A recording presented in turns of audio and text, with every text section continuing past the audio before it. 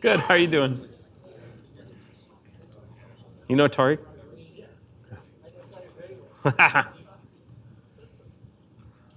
All right. When? We ready to go? Yeah, no. What is this for? Is this like, am I supposed to stand up here? It's a little weird, right? It feels weird. Anyway. All right. So I'm John Labarge. You've probably seen my picture. That's actually in South Africa, where that picture was taken by Table Mountain. I work at Google. For Google Cloud specifically, I'm actually a cloud solution architect there. I know it says I'm a developer advocate, but I'm not all that fancy. And I'm going to talk about Anthos today. Is everybody in the right room and everything? So first I want to ask, and we got some people coming in, so maybe I shouldn't have started already. How many people here are doing stuff actively with cloud, like either AWS, Google Cloud, et cetera? All right, cool. How many people are doing stuff with containers? Docker, awesome. Kubernetes? Heard of Kubernetes? Deployed anything to Kubernetes? Okay, cool. How about Istio? Oh, yeah. That's fun. My Apple Watch will fix that, hopefully. All right. Oh.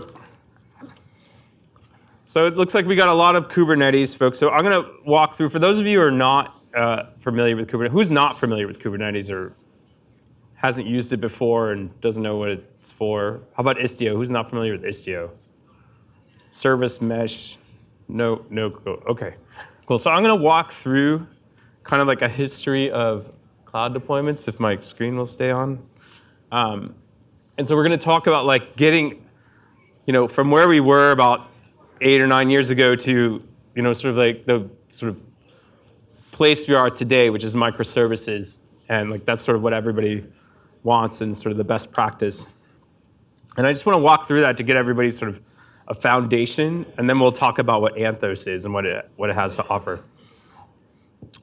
So like a bunch of years ago, maybe in 2009, some ANSI developers were sick of not being able to get computers in their environment and decided, hey, let's pilot a 3-tier application in the cloud. And this is what might be what it would look like if you were to do that in Google Cloud. You would have a load balancer, a web server, some application servers, some place to store stuff, like an object store, and then a data tier, right? And that might be the extent of it. And you might say, oh, cool, cloud's easy peasy, developers are happy, we got our pilot working, fantastic, right?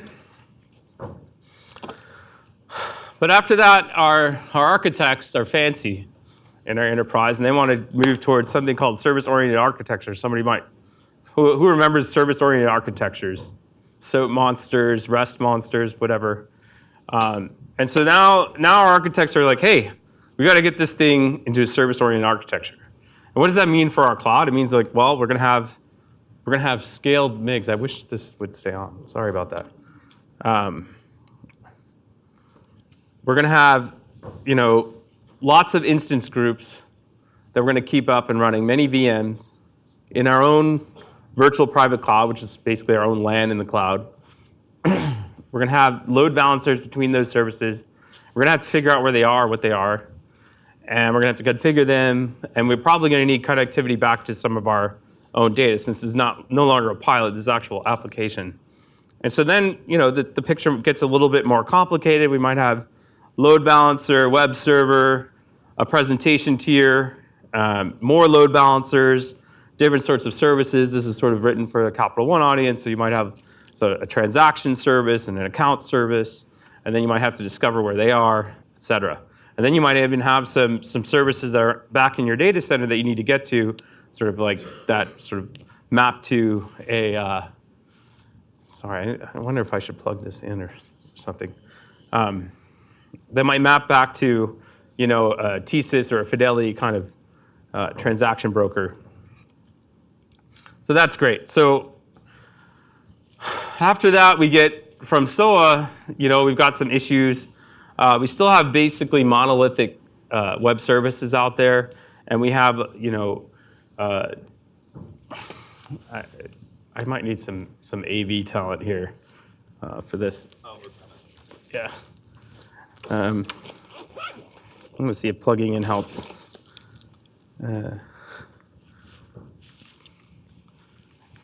Sorry about that.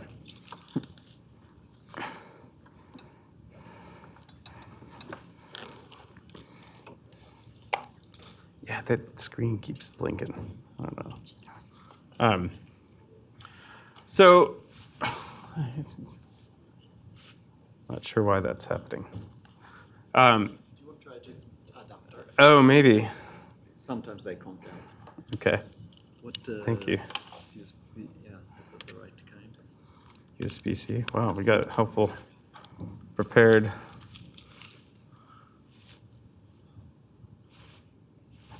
Well then, that's not.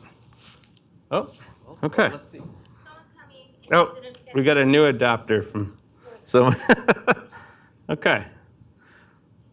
So to get to microservices, we're going to have even more of these VMs maybe. If we're going to deploy a microservice per VM, we're going to have more instance groups, more discovery, configuration thing like a zookeeper or something, and maybe direct connectivity to our on-prem networks, so that we don't have to do this sort of API gateway anymore in our data center.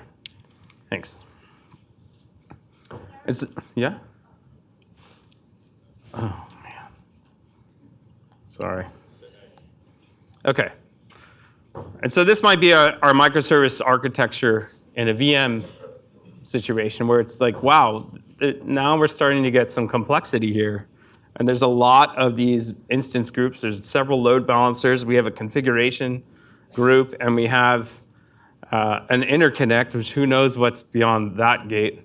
And so there's just more and more dragons showing up in our deployment. And so like we want to do something better than that, right? We don't want to have like many load balancers, low utilization on our VMs, or maybe if we even containerize, now we've got to manage containers across those VMs, and we start to get into, okay, so what port is that running on, and what happens if we update only one of the containers that's running on the VM and not the other one, and how do we roll those changes through? So we can get some real weird stuff with heavy tooling, maybe custom tooling, long boot times, et cetera. And so some of you might be thinking, if you use containers, they're like, we'll just add containers, fix all the things, right?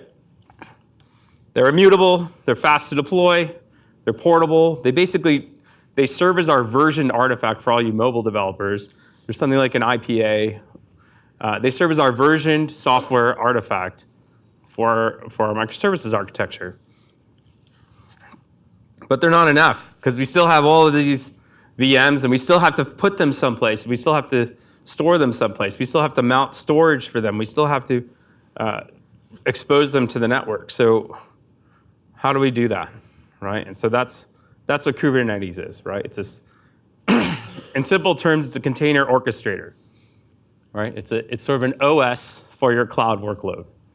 And it's made up of a master API server, or a highly available master set of servers, that can take in configurations and drive towards those configurations, be it scheduling workloads, scheduling services, or setting up services and connectivity, help you monitor the health of those services, but through logging and metrics, and moving around those workloads as needed.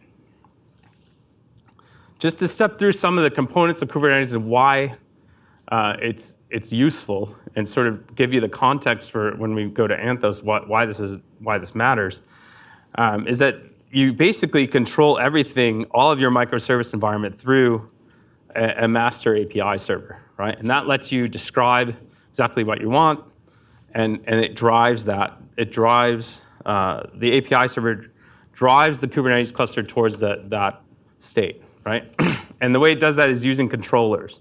And there's several controllers, replication controls, endpoints controls. You can even write your own controllers, custom controllers, and custom resources for this API server. So you can really gain control of your cloud deployment again. It also provides the discovery you need through DNS and the like. And so Kubernetes is still made up of VMs, right? Still VMs. On each VM, we run some things in order to get all of those workloads working. The first thing is a kubelet. It manages all of the processes running on the node. There's a proxy that runs back to the master server. And there's the container runtime, and then there's a logging agent like FluentD that's sending logs back to your logging API, be it Stackdriver, Splunk, what have you. And so the main unit of work in Kubernetes is called a pod. It's a small group, tightly coupled containers that are placed on VMs. They share the containers inside of a pod share the same namespace. They share the same IP network identity, and they share the same sort of storage space. Deployments are just sort of a set of pods that are replicas and might have a version and have some other sort of configuration information associated with them. But all in all, the basic unit of work is a pod. The basic unit of communication is a service. So the way you communicate with your pod is a service. You expose those services in Kubernetes themselves. And finally, you have load balancer type services, which will balance load across the different pod endpoints that are used for the service. And you have ingress. So at the end of the day, what are these things?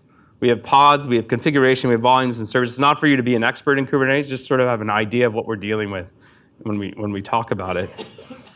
Those are all YAML files, and they're all sort of manifest files that we sort of deploy to the API server, and the API server does its best to drive the cluster towards the state described in those YAML files. After that, we might use Helm to sort of templatize these YAML files to help us deliver these Kubernetes applications quicker. And we'll go through that. So now it brings us to Google Kubernetes Engine. What is Google Kubernetes Engine? Well, it's a Google managed Kubernetes server. So you don't have to host your own API server. You don't have to manage your cluster nodes. It auto scales. It does a horizontal pod scaling, which means adding more and more pods to the same set of nodes until we run out of nodes, and then we can add nodes. So it's a managed Kubernetes cluster, Google Cloud Platform. It used to be known as Container Engine. You can just create a Kubernetes cluster with gcloud, and you're off and running. And so what that gets us is our new microservices architecture, which looks a little bit cleaner, right? We have one GKE cluster with namespaces for our sort of groups of microservices. You can see we have a transactions namespace that's dealing with pending disputes and payments, and an accounts namespace that has a statements replica set, balances replica set, et cetera, et cetera. And then we have this memory store, which might be our caching. So we have all managed services here in microservices. So we're super happy. We have a deployment pipeline, too, where we can securely build our containers, get them deployed, get Helm to hydrate the Kubernetes manifest and deploy to our cluster. We're up and running. On the previous slide, what was each green box? Was it a VM or? Those are replica sets. So they're kind of a replica set is a deployment in Kubernetes. It's an element of a deployment. And so it would be several VMs in one of those? No, those are pods. Okay. So the pod is kind of replacing our notion of a VM we have with the prior architecture. I like this question. So if we go back here, let's see. We have a bunch of these VMs, right? So each one of these groups is a group of VMs, but they're really only handling this one service. So in Kubernetes, we have a group of pods, and multiple pods run on the same VM, and each pod can have one or more containers, has the same network identity, and it has the same storage identity. Something like a C group or a jail, and if you're a Unix head. But Thank you. So from there, we have this nice deployment pipeline. Containers are awesome for deployment. We can build a binary artifact. We can scan it for vulnerability. We can validate it, and we can send it on its way using Helm and its configuration for our Kubernetes cluster. So everyone's happy. Developers are super happy, except that when microservices grow, we got more stuff, more problems. So Kubernetes handled for us some of these challenges, right? We got scheduling, we got health, lifecycle. We can update these deployments using our YAML files, manifests. We've got storage volumes we can ask for. I didn't go through that, but that's for your own homework to go through Kubernetes more in depth.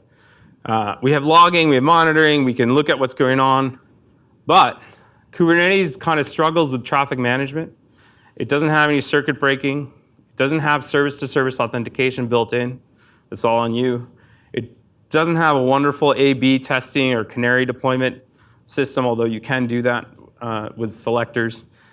And it doesn't have any of these other wonderful things that we want out of our microservice architecture. So we've got to add something here. And what we add is a service mesh called Istio. There's currently a service mesh war, but we're going to talk about Istio. And Istio provides a lot of these things. It gives you security. So it gives you sort of certificate authentication between services, between the microservices. So there's a zero trust environment. So if you have a payment service, you're not going to necessarily trust anyone to contact that payment service. You're going to manage that security policy somewhere. It has observability, so you can watch what services are calling what other services. And then it has traffic shaping for A/B testing, canary testing, and the like. Service level security uses MTLS, which is certificate on each side authentication. Traffic shaping enables a bunch of different routing and canary testing for your services, and you have a bunch of extra monitoring for your microservices, including tracing, service graphs, logging, etc. And so what is Istio in technical terms? So I want to bring this slide back for a second and remind us what a pod is. A pod, right, is a number of containers running in the same network identity, right, and having the same storage and all of that. It is our unit of work. So what do we do if we want to add Istio? We add what's called in Kubernetes terminology, and it's not here, a sidecar. And that sidecar is actually a reverse proxy called Envoy. And that's that proxy thing you have here. So if you have a pod, a front-end pod, or a payments pod, right, your Envoy proxy is going to be the thing that's sort of being configured through this service mesh. So all traffic coming in and out of your pod is now being fronted by this reverse proxy, and it's just another container running in the same pod. There's a number of components with Istio. They all sort of manage a different aspect of what we just talked about. Mixer, for example, manages the traffic telemetry. Pilot does some of the traffic management, and then Citadel is handling our security certificate issuance. So in the past, you could do some canary stuff in Kubernetes. The way you would do it is you would put two different types of pods behind the same load balancer and have a different minimum number of replicas for each pod, so that you would have your default version, which might have 9 odd pods running, and a canary version, which would only have 1. So the chance of getting to your canary is now 1 in 10 or 10% of the traffic goes there. With Istio, you can now just shape traffic specifically and put in exactly what you want for your traffic allocation. And this is sort of what some of the traffic management features look like in Istio. It's, again, YAML. There's a policy. We can actually look at the HTTP headers to figure out how to route. That's something we didn't have with our former just plain vanilla Kubernetes. And we have the automatic security managed by Citadel, which has certificates issued to every single microservice, and now we have a zero trust environment configured through policy. And that's what Istio is all about. And we've addressed all of these challenges.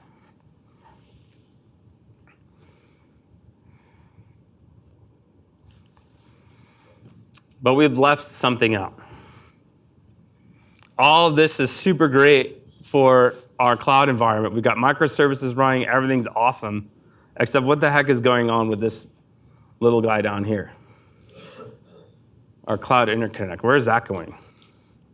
It's going to our data center, which hopefully doesn't look like this, but this was a fun picture. So what do we do with the data center? And no, what cloud is addressing that at all, right?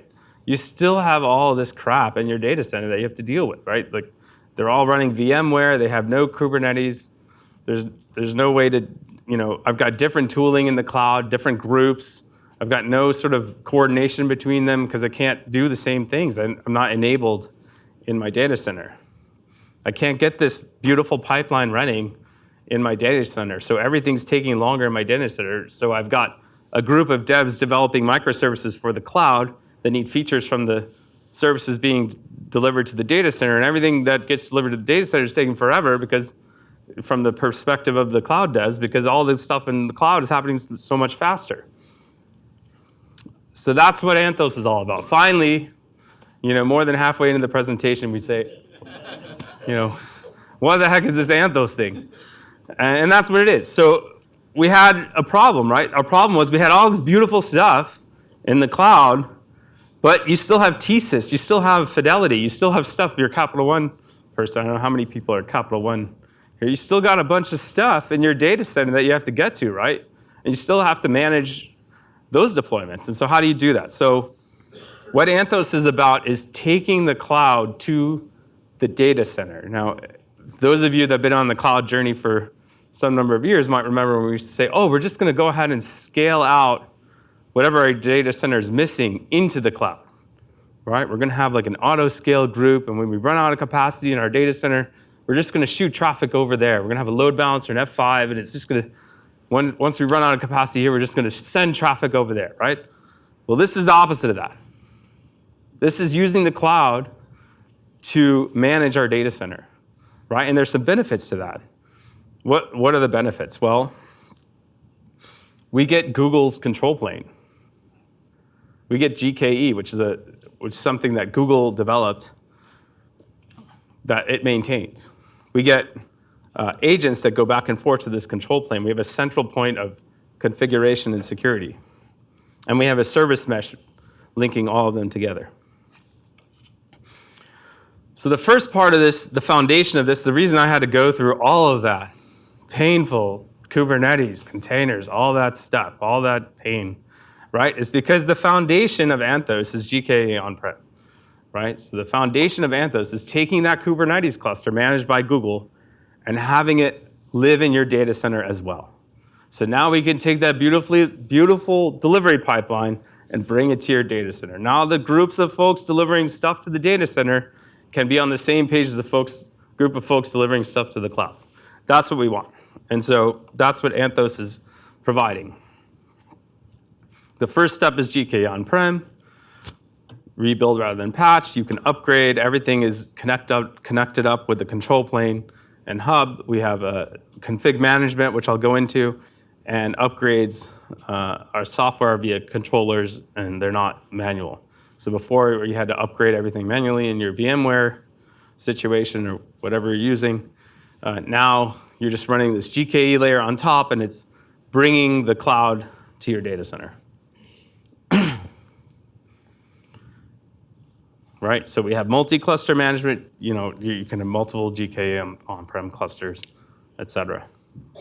Not only that, you can manage all of this from the cloud console, right? So you can even see your on-prem GKE clusters and their metrics and their logging and their telematics from your Istio deployment in GCP. So it's a single pane of glass. It's sort of everyone's holy grail is a single pane of glass to manage all their infrastructure, right? And so that's what we're getting to with Anthos. Anthos config management is saying, okay, well,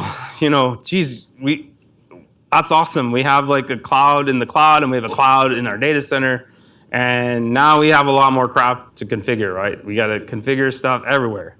And so this is a way to manage that configuration. It syncs cluster configurations, policy configurations, and the like across the different areas using Git. Security is also now something we can all be on the same page about, right? We have secure distribution. We have vulnerability scanning, although I didn't go into detail on that. We have the same kind of container optimized OSs in each place. We have secure communication with a service mesh on each side with the same mutual authentication I talked about. And the list goes on. And finally, the cloud service mesh, which we were unclear as to whether we could even talk about, but here it is. What is cloud service? Cloud service mesh is sort of like Istio across the on-prem cloud area. And so that allows us to have that nice, secure communication, the traceability, and all of that across the two different planes of infrastructure. And again, you can manage all of that Istio stuff from the console. You have the ability to monitor and observe both environments from the cloud console. So we're really bringing the data center into the cloud instead of the other way around. Oops. And so how does all of that stuff work? Well, this is sort of an example of, we already seen some of this, but traffic splitting in Istio. And now you can split traffic to sort of on-prem as well. Policy-driven security is also part of the service mesh, and you can observe that from the console.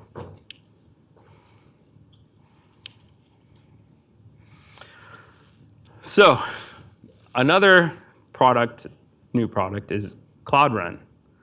Who's heard of Cloud Run? Cloud Run is essentially a Knative implementation in GKE.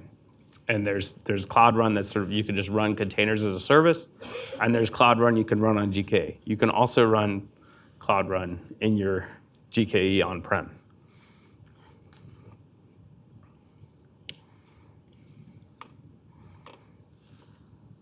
So Cloud Run, again, it's a serverless container as a service platform. You can deploy apps right away. It runs in GKE. And with Anthos, as part of the Anthos stack, it provides all the monitoring, the service mesh, and the GKE on-prem implementation.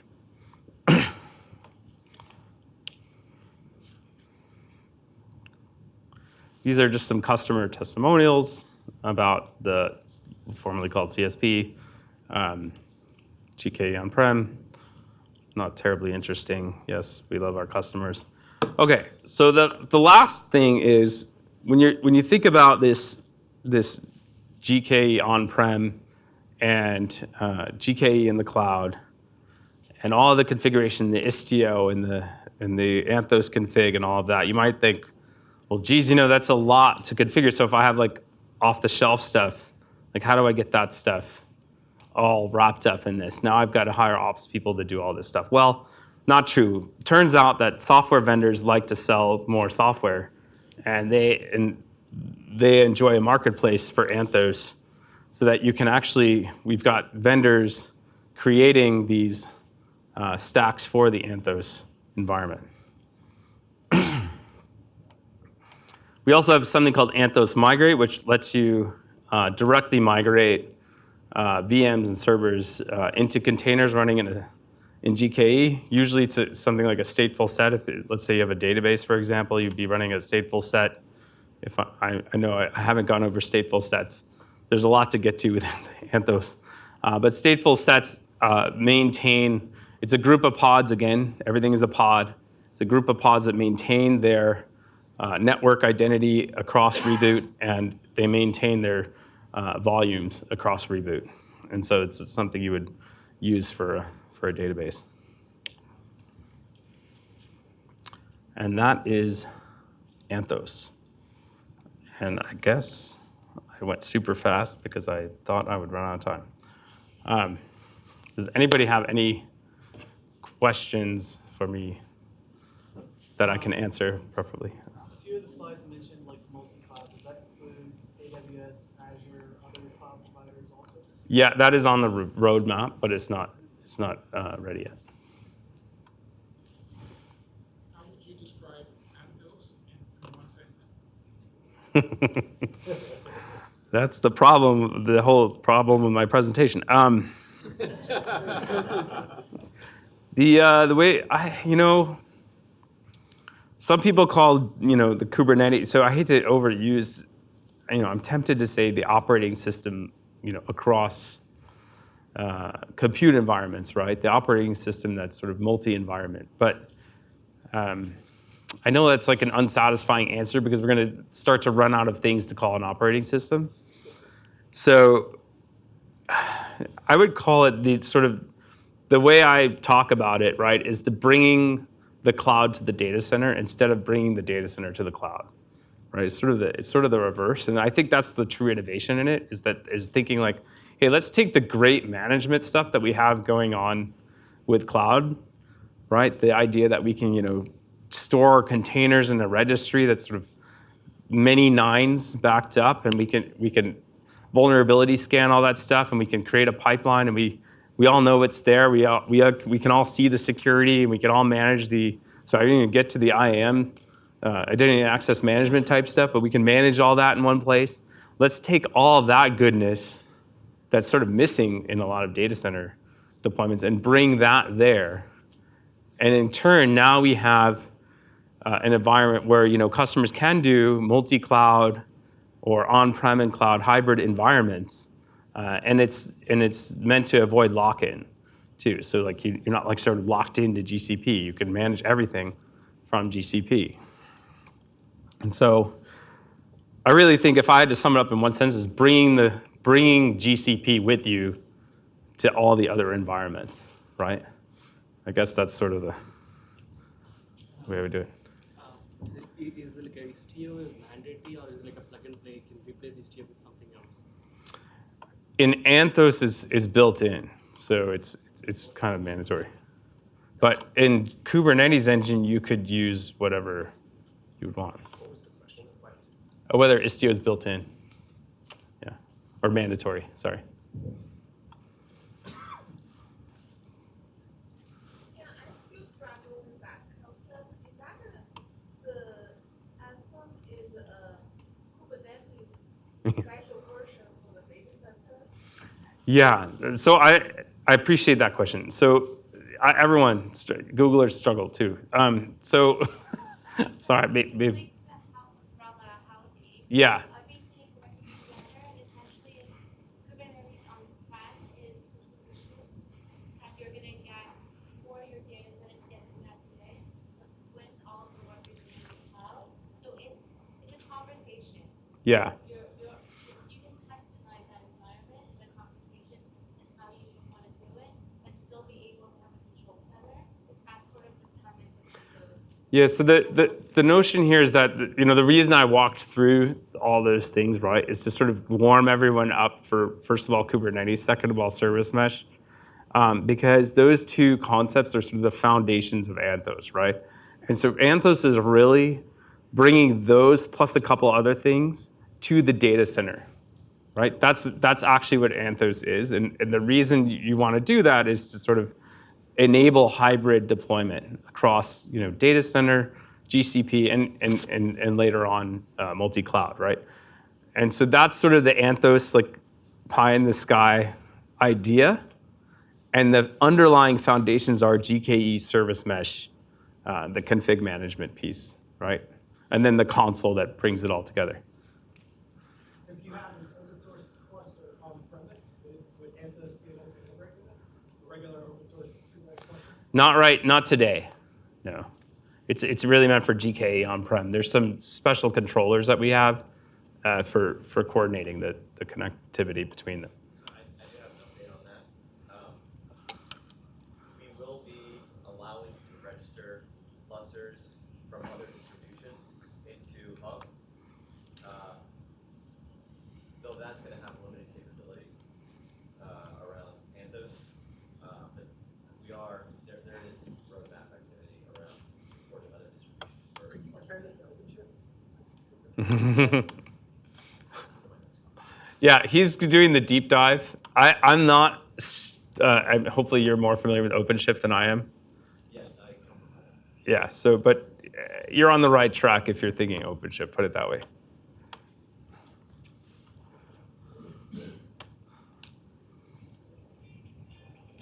Anything else? 10 minutes left. Man, I finished fast. Is there anything anybody would like to see again from the presentation that I didn't explain enough? Is there any good demo? Sorry? Is there any good demo to start? Like, you can try. Best way to start with GCP. Yeah, I'd have to get my credit card out and get something called a packed account and do like a whole situation. So it's quite an ordeal because I don't have a data center. The irony is I work on Google Cloud stuff, right? So how many data centers do I have available to me? Not that many. So I could go out and get a packed account and then you could do a demo there, but I don't have that all set up. I think right now, Is it packed or packer? Packet. There you go. so right now, if you want to try out the Anthos, so for us, GK or Kubernetes is more of a commodity than anything else. It's just a deployment target. So when he talked about CSM and Istio, he talked about configuration management, he talked about multiple these different capabilities are irrespective of the Kubernetes target. So all of these exist in Google Cloud today. If you're using GKE in Google Cloud, you have the same experience as you would if you have GKE on-prem cluster or somewhere else. See if this goes. Oh, okay. I was finished. Perfect timing. Sorry, thank you. No, I think he wants. No, we just didn't hear you. Yeah, okay, so the question was, how can I get started with Anthos? Right now, there's no way to go out and get bits down and get like a developer preview. All the capabilities that John talked about around configuration management, around service mesh and Istio, around multi-cluster management with the hub, all of that are things that you can try out now with GKE and Google Cloud. You don't need GKE on-prem to leverage all of the capabilities that Anthos provides. GKE and Kubernetes is really just a commoditized deployment target when it comes to Anthos. So whether you're using CSM, Hub, and config management with GKE on-prem, GKE in AWS, or GKE in Google Cloud, it's all the same. And that's the point, it's consistency. So you could get started with Anthos today just by leveraging things in Google Cloud.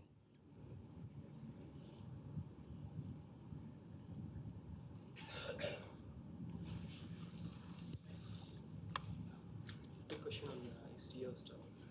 Does Istio provide like custom scaling metrics so that it can scale on those metrics? Pods can scale on those metrics?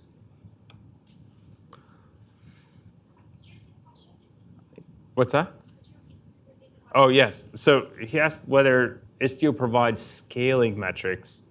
And the reason I'm hesitating there is that actually Kubernetes provides that for you. So you can do kind of budgeting in your pod deployment. So as of now, we use a Prometheus and Prometheus adapter Right. to get some metrics out of it and then scale on those custom metrics. Does Istio provide that kind of Istio would do more of your traffic shaping kind of stuff, right? So like I want 10% of my traffic here and 90% there. I don't have. Do you know that? Whether you can control Istio with like a scaling metric from Prometheus? I don't think so. I mean, So you wouldn't use Istio for scaling the deployment. You would use custom metrics, Yeah. which is something that would go through the Kubernetes API. So in GKE and Google Cloud, for example, you can leverage Stackdriver custom metrics to specify some arbitrary metric to scale your workloads by, aside from just CPU and memory. And that will likely make its way to GKE on-prem as well. But it would be through the Kubernetes API, not necessarily Istio. John is right in saying that Istio is more for traffic shaping. Yeah, it's sort of it's a straight GKE thing. How does it relate to cloud native? Cloud native? Yeah. You said, how does it? Related to cloud native, right? Where the Cloud native or K native? cloud native. Well, cloud native, like a 12-factor application, is that what you're? That is from Pivotal. What's that? That is from Pivotal. Oh, pivotal. Yeah, so 12-factor. Well, all of the processes for deploying, like that pipeline you saw before, where I had, the container and the security verification and the scanning and all of that. That's sort of a cloud native pattern. And so that the idea is you're bringing, that's a good segue, right? So you're bringing that cloud native approach to things to your data center. That's sort of the Anthos ethos, I guess, right? If you will. So the idea is to be cloud native. That's the sort of the notion here.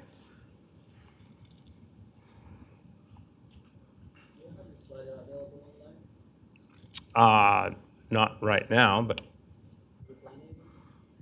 online. I don't know. I'd have to talk to the conference people. It might be available for the conference attendees. Quick question. How is that deployed? Is that a marketplace solution, or is that via Kubernetes engine, or to know if I missed that part or not? How is? Anthos, is that deployed?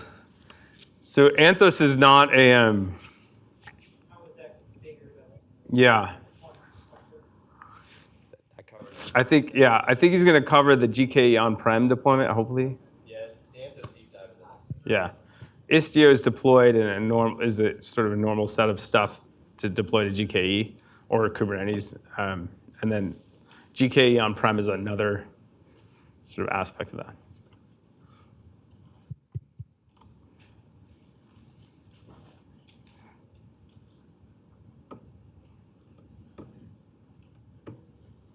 Okay. We're almost, I guess, 5 minutes left. 5 minutes. All right.